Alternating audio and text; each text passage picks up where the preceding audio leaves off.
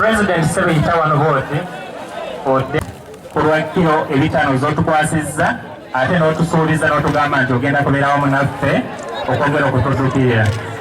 Toyanzege Omukama akikubalire. Tuzze okulaba butaba tuyinza okukwatirako abantu baffe abagudde ku enjega yagudde wano neyo kyebintu by'abasuubuzi byonna n'ebimalawo.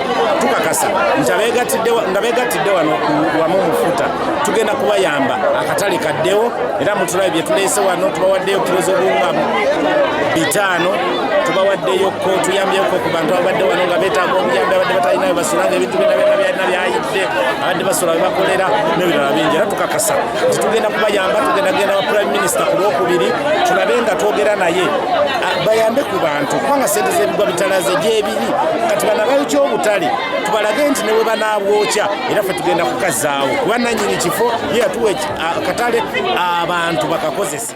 Download the app on App Store or Google Play Store now. Vision Digital Experience, the future of media.